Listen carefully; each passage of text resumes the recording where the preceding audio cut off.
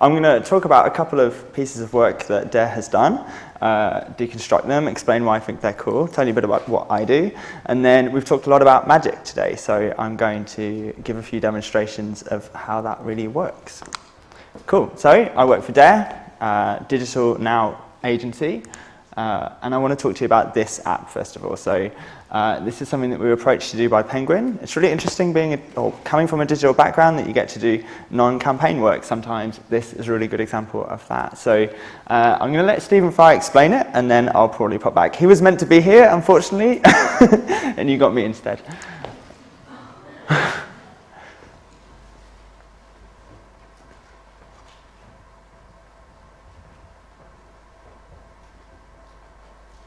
So, what's all this about? Is this a book? It doesn't look like a book. It looks like a flower, a colour wheel, a daisy. What is it? What can it be? Well, since you've got an iPhone or an iPad and are frightfully modern, instead of reading my book in a boring old beginning-to-end fashion, we thought you might like to read it backwards, or upside down, or from the inside out and back again.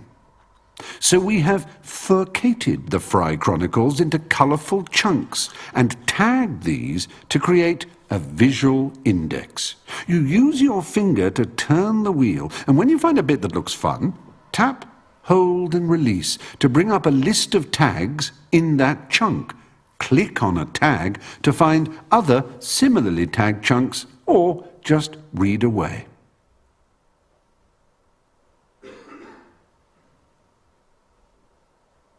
Cool.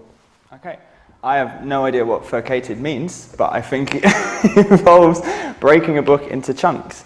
Then they approached us, Penguin. They were really excited about the idea of reading books in a non-linear way, essentially. So reading books from left to right is a legacy of the way that we print them. So we have a spine and we attach pages to it, and that has defined our reading experience. And probably in 100 years' time, when reading may have changed dramatically, we'll still go left to right, I expect, as a legacy of that. So exciting proposition for Stephen Fry. What do you do if you don't read a book from left to right? What if you could read it in any direction? His autobiography, which is a bestseller in all its formats, really good read, really exciting. He thought it'd be really interesting if you could read the autobiographical narrative in different strands. So, if you were interested about the sections that are around addiction or comedy or Hugh Laurie or his television career, you could actually filter the book. So what you see on the left-hand side here, where it says comedy, is just a filter. So you can just choose to read it in that direction. It's actually quite a compelling thing to do. We ran it through a bunch of tests, really early on to see if it would work. And it's interesting. It's not going to work for every book. It's not going to work for, fiction necessarily. But it's interesting to filter, filter the life of someone like Fry, which is really cool. What's also nice sometimes when you do good work for your clients is their share price goes up. Investors very happy that Penguin are interested in the value of their content. So the music industry very much hands over ears for a long period of time. Penguin see these new channels, actually see the opportunity, the threat potentially as well. So really wanting to explore how they could inject value into books and read them in new ways. Stephen Fry, for all his controversy in the last sort of couple of weeks, deserves these headlines. He was proactively involved in the project.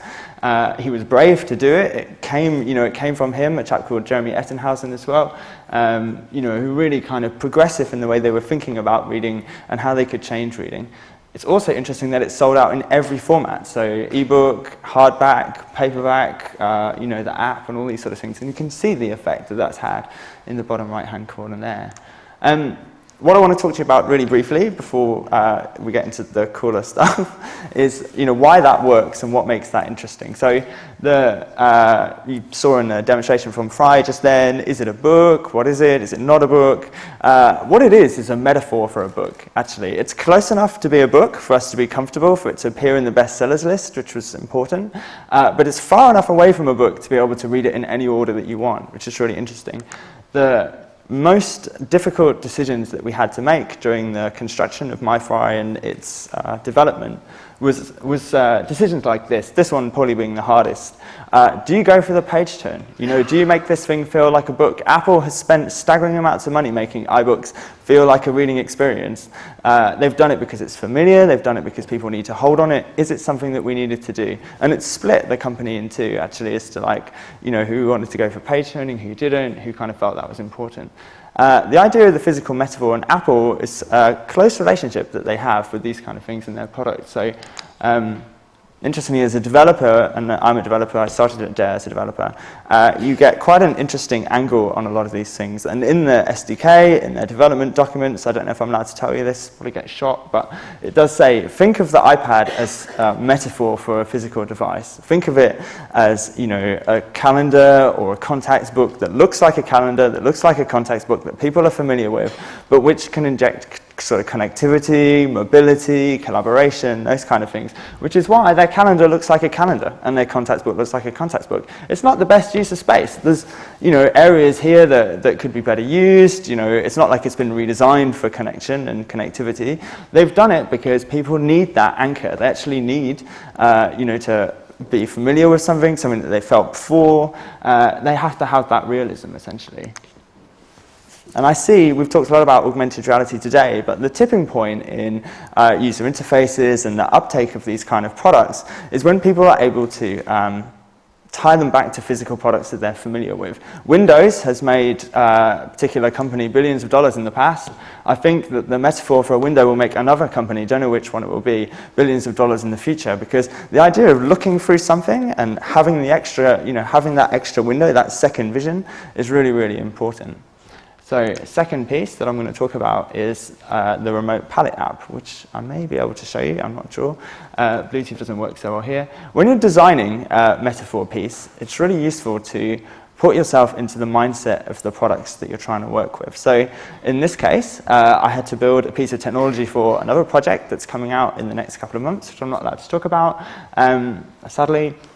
But I'd built this piece of technology, and I was sat there thinking, cool, we must be able to do other cool stuff with this. And I'm quite lucky, I run a little unit called Dare Labs within Dare, which has a remit to work off brief. So I don't work for the client's money necessarily. I go away and I have freedom to release work, for Dare straight onto the App Store or, straight for sale, that kind of thing. So complete creative freedom. Burden in some ways, but an opportunity. And I sat, I tried to put myself in the mindset of these two devices. I really wanted a product that that was two devices that would talk to each other. So I literally stood, in fact, imagining what I might do with these two devices. It's very, you've got the big iPad on this side, you've got the little iPhone on this side, and it was kind of helpful in a way not to have the devices in your hand, because you kind of have a preconception in that you're holding gadgets. And I was in the shower, so that would have been really mental. And almost immediately, after like 5 seconds, I'd remembered seeing painters when I was younger, and I'd painted in school using that, using that kind of setup, like little palette and big canvas, and it was almost immediate. It was really interesting that you kind of go back with physical metaphors to the base of what those things are. So I will have a quick go to get this working. Although it almost certainly won't. I have a video for non-working technical demos. So this went onto the App Store, and we shot wow, that was good, quite quick. We shot a promotional video, which if this doesn't work, I will kind of show you.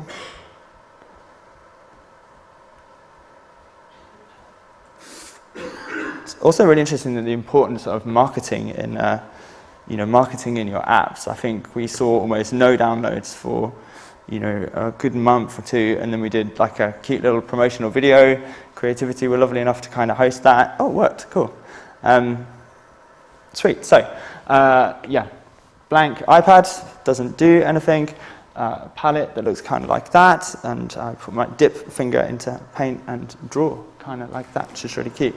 And then for the video, I'm not going to show you the video because it's quite boring and you have to have seen Andy Warhol, but we have this burger, which I'm going to turn around so that you can sort of see that. So I can, draw the burger in. But we were really interested in these ideas of, the physical metaphor and how far we could kind of take that. And, the motion that you do, shaking, all these kind of amazing digital techniques and opportunities we have. So this thing here, I don't know if you can see that, looks like a ketchup bottle. So shake the ketchup bottle over the burger and you'll see the ketchup go onto the burger thing like that. Cool. So you're like playing with the whole idea of, a physical experience that you've had recreated digitally, as a metaphor, which I think is really interesting. Okay, cool. Can I have the big thing? That was the video. And now won loads of awards, which is really interesting. And Wired sort of summed it up really nicely when they said, it actually feels exactly like you're transferring paint with your finger. It's kind of intuitive to recreate the physical thing. I think they then said, get it into a decent drawing app as soon as possible, which was nasty. But they did put it up there and we got loads of downloads, so I'm kind of really grateful that they did it in the first place. But yeah, that is the power of the metaphor in delivering, your vision, in a sense, what you're kind of hoping to achieve. So I'm going to really quickly demonstrate the idea of a window and why that is interesting for the... We've seen a lot of augmented reality slides today, and I don't think we've seen very much in the way of augmented reality demonstrations, so one of them's going to go wrong now. Can we have this thing on? Like the cable thing to... No. It should be a black screen.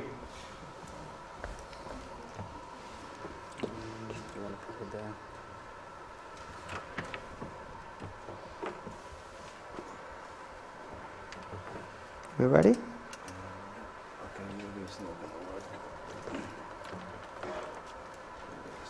I think we could show that. This is not, yeah. This is why we've seen augmented reality slides, I suspect, rather than the demos.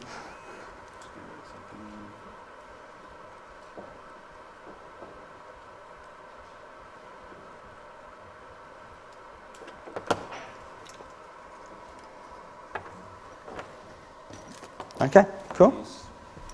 So,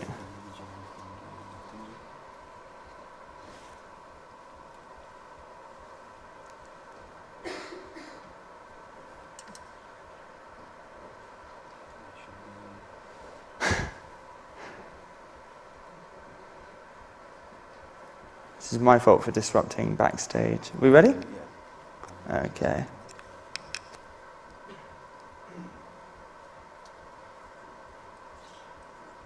No.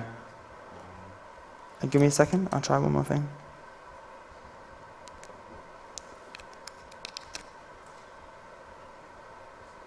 No. It needs to be like live on there. Yeah, I know. It's fine. Should we leave it? Do you do a detect displays or something like that? No, it's okay.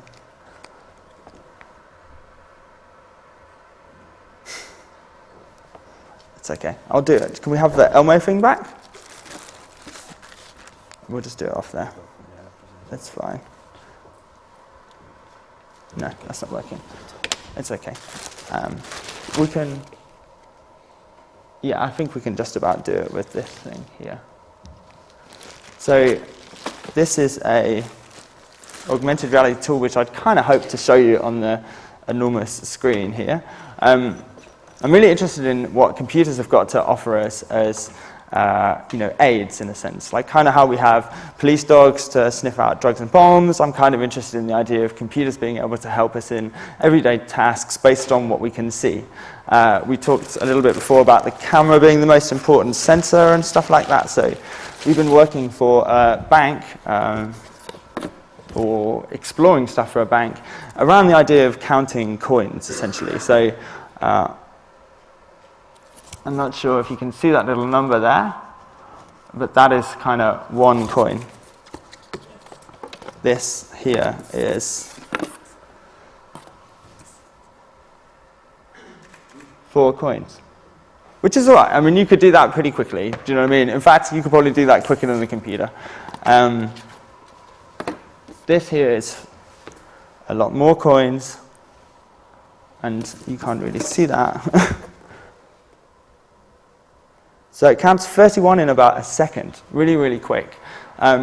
Computers are a lot better than humans at doing certain kinds of stuff. One of those things is counting, and we're exploring the idea that you can count change like that. You could put it on the table, point the camera at it, and you immediately find out how much money is there. That you could count the faces outside, outside like a fire drill or that kind of thing.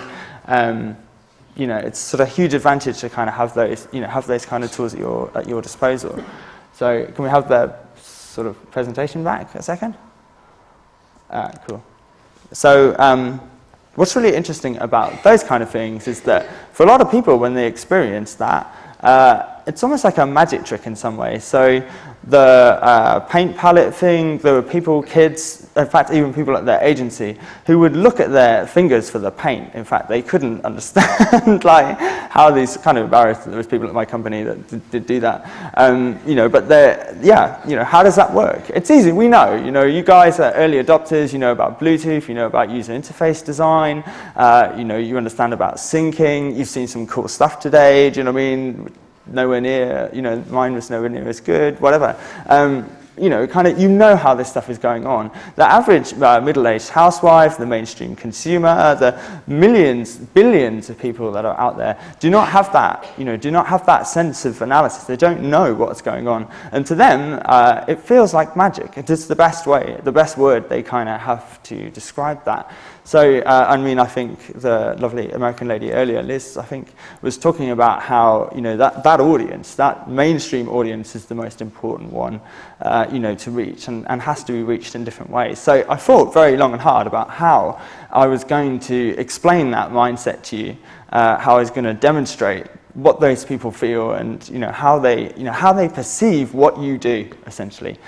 So I wanted to put you guys back into that kind of place. And we talked a lot about magic today. I saw it on the Apple ad, and I was like, magic, that's a really cool topic. But there's been no magicians. People have been doing magic for 1,000 years, probably more, since there have been cards and coins and cheating. Essentially, there have been magicians. So I thought it would be interesting to get one here now to show you a couple of tricks. And I want you to watch what he does. I want you to see how he does what he does, and I want you to experience how it feels when people outside see your work, essentially. So this guy is called Chris Dugdale. He is one of the top magicians in the country, if not the world. That girl over there is called Tamsin. She has no idea that she's about to come up onto stage to be magicked on.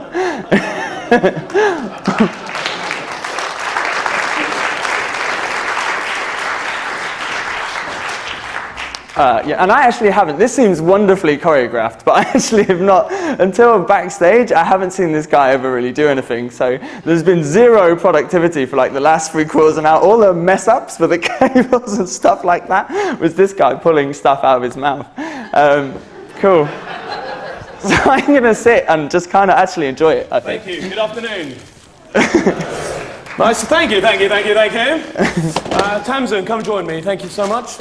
My name's Chris Dugdale. I go around the world doing magic. Magic is my life. I absolutely love it. I am one of the luckiest guys in the world because if I was the richest man in the world, the money would not have given me the experiences that magic has. So this afternoon I thought it would be interesting to show you guys a trick and then to break the rules of the magic roundabout and to teach you how it is done. So Tamsin, please come and stand on the trapdoor for me. That's marvellous. Thank you. Underneath the pigeon, they looked up. Excellent. We get rid of the fenders. Tamsin, are you a card player yourself? No? Okay. Don't let me influence your choice. Anyone you like. Yeah, when that works, my job is easy. Thank you, Tamsin. It doesn't matter if I see the card because you're going to write your name on the face side of the card, okay? Marvellous. Yep, on the face side. Whilst you're doing that, put your Visa card details and your expiry date as well. You might laugh, but someone actually did that 7 days ago. It's been a bloody marvellous week. All right, thanks, Tamsin. Cheers. Will you say stop anytime you like and place your card back? Thank you. So, ladies and gentlemen, I will show you the trick first, and then I will teach you how it is done. Tamsin, please give me a number between 1 and 5. 2. In 2 seconds, I cut the cards in my left hand and Tamsin's card jumps into my pocket like so, with your writing on the face. And the crowd goes wild. Look at you guys. Yeah! So who'd like to learn how that is done? Yeah. All right. I will show you. First of all, when it looks like someone such as myself is cutting the cards, they're really doing nothing. This is just acting. But what I can do is redirect your attention to my left hand away from my right hand. Now, people say the hand is quicker than the eye. This is wrong. This is the biggest fallacy that I hear in my business. It simply is not true. I can do this, but you can see my finger at all times. But what I can do is redirect your attention where I want you to. As human beings, we're preconditioned to follow a moving object. That's how we're pre-wired. It will never change. So bearing that in mind, this trick works like this. I palm the card off with Tamsin's name as everyone is watching the one-handed cut. This card then goes into the pocket, and that is how the trick is done. Now, unfortunately, there is one small problem with this, Tamsin. If somebody catches you palming the card, you're basically screwed. So you make it jump like this. Into the pocket like this. For a huge round of applause like that. Thank you very much indeed, ladies and gentlemen. Now, Tamsin, that definitely is your writing, no doubt about it. Okay, you think so, yeah? You're not the lady I paid earlier, no? She's looking worried now. This is the $10 million question. Sign card, Tamsin, if I told you it was now inside my pocket, now, at this precise moment, would you believe me? No. It is! Celebrate! Tamsin, take it out yourself. Show the ladies and gentlemen, please. Is that the sign card inside the pocket? No. Hold this one. Perfect. And these as well, Tamsin. Thank you so much. And if you wouldn't mind holding the whole deck. Thank you so much. Because all the cards, every single one of them, go into the pockets. Apart from just one with Tamsin's writing on the face. Come on, ladies and gentlemen. Look at you guys. That's the warm-up. Keep drinking. Here we go. Tamsin, just take one for me. Anyone you like. Go for it. Yep, take one. Marvellous. If it has not got your name on the card, I must find it without using my hands. Turn it over. No? Perfect. Ladies and gentlemen, here we go.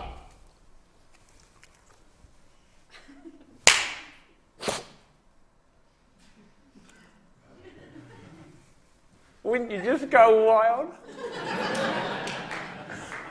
It's folded. It is signed with Tamsin's writing on the face of the card. Ladies and gentlemen, thank you so much. Now, I have a small gift for Tamsin, I must be honest, thank you. I was causing a little bit of disarray backstage there, and I do apologise for that, but I actually stole one of their wallets, they've no idea. And now it's got your fingerprints on it. Ladies and gentlemen, have a great evening, I'm off. It's a genuine calf leather wallet, it's beautiful. And this is the reason I had to leave Las Vegas, Nevada rather quickly. Inside the wallet, Tamsin, is a rather unusual, old-fashioned, genuine sealed envelope. That is for you. Now, we've genuinely never met before in our lives. No? All right. Can you undo the seal for me? And inside the envelope, you will find something that you might recognize. It's one card and one card only, but it could be any card in the world with your exact writing on the face, ladies and gentlemen. Thank you all very, very much indeed. Tamsin, you're good. So why am I here, ladies and gentlemen? Let me tell you exactly why I am here. Real magic exists. Real magic is the imaginative reconstruction of an effect in the mind of a spectator, be it through the means of an app or be it through means of sleight of hand magic. My audiences range from Her Majesty the Queen to a private party, but let me tell you a secret. The easiest audience in the world to fool is the most intelligent one. The reason being, magic works because people want to backtrack. They want to find the method. If you misdirect them at one point in their mental journey, they're lost. They don't know how to construct what they've just seen. So real magic becomes the imaginative reconstruction of that event or trick in the mind of the spectator. I love technology, but here's my problem with technology. If you show Tamsin a trick purely using a technological means, you will assume that it's just technologically based, that the computer, the iPod, the iPad, whatever means you're using, did the trick for you. But here's my thought for the day. I've got two thoughts I want to leave you with.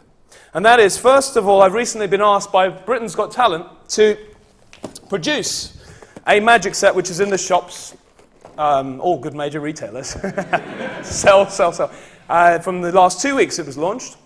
And my remit to these guys was to create a magic set. If I was a kid starting all over again, how would I want to learn? So we took a guy who'd never done magic before in his life and we taught him the basics. And within 24 hours, he was doing his own show. And guess what? He loved it. And guess what? His audiences loved it.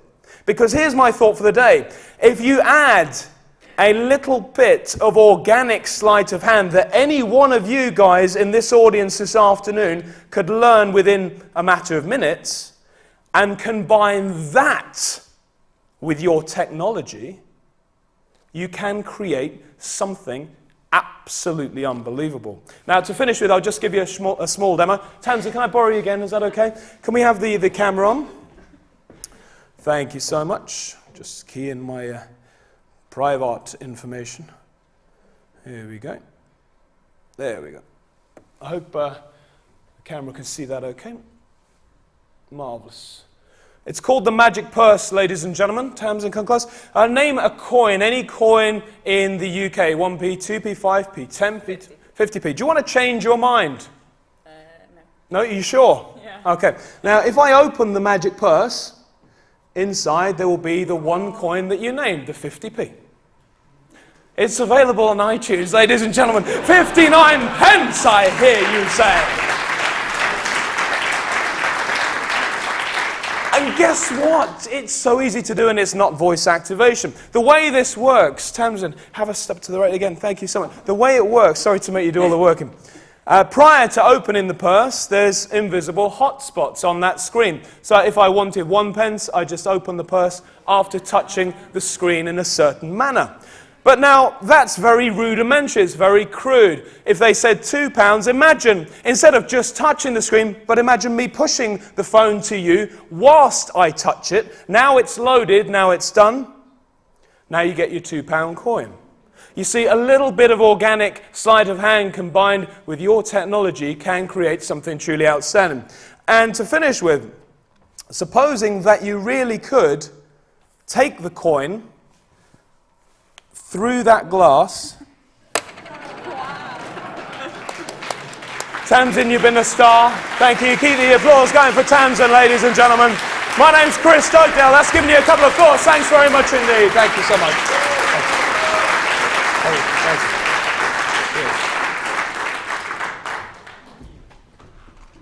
Cool. Thanks for clapping Remote Palette. Cheers for that.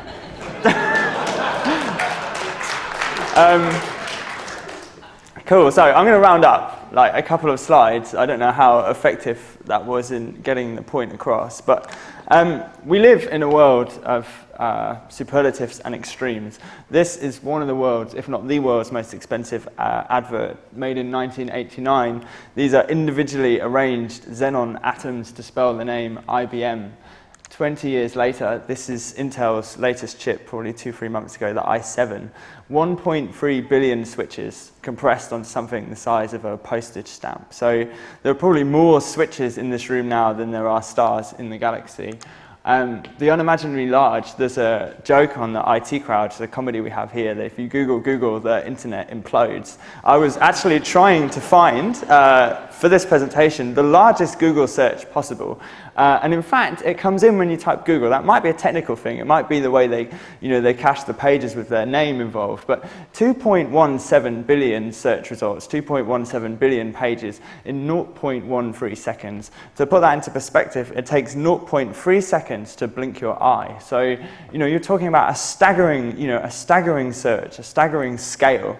All we care about is the page that comes back. We never see this enormous exercise. The Impossibly Far, this is the Voyager 2 space probe, 10.8 billion miles from Earth, left the solar system, or is leaving the solar system, carrying, in fact, vinyl, which I think is hilarious. So that on the back is instructions on how to play vinyl. It's amazing that aliens will, the first experience of humans will be vinyl. In all of human history, trying to get something out past the sky. If we'd have waited 20, 30 more years, we could have sent Wikipedia on a thumb drive with Angry Birds. Instead, we have that thing. This is the Tomahawk cruise missile. In 1991, the BBC war reporter John Simpson shot footage that was destroyed out of his hotel window of one of these going along a road in Baghdad and turning at the lights. A surreal and ghostly experience, he called it at the time. Fast forward 15 years, and there are almost 1 billion GPS devices nowadays, all of which know about each other and where they are. 3 or 4 years ago, we created a suite of applications with Sony Ericsson, which was quite a progressive thing to do. Pre-App Store, there weren't that many of these things. This particular one was designed to help people at festivals get home home to their tent, temporary home, in the dark. I remember at Glastonbury at 4 in the morning, I heard people calling the names of their tents, which I thought was the most pathetic thing. So you stand next to the tent, you bleep it with GPS, you go, you come back, it guides you home. I think it's really interesting that our most destructive tools, the legacy of the Cold War, is now something that guides us home.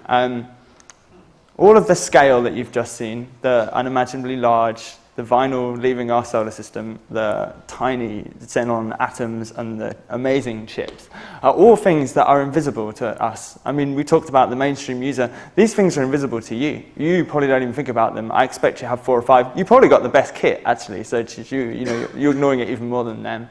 We see that technology and those achievements through applications like the Star Walker, through the stuff that we've seen today. These are the way that we make sense of the achievements of our society and the scale of the things that we've done. So when Apple talks about the iPad as a magical product, and there'll be others, this isn't a giant Steve Jobs ad, they talk about the way that we perceive those things. So yeah, that's it. Cool, done.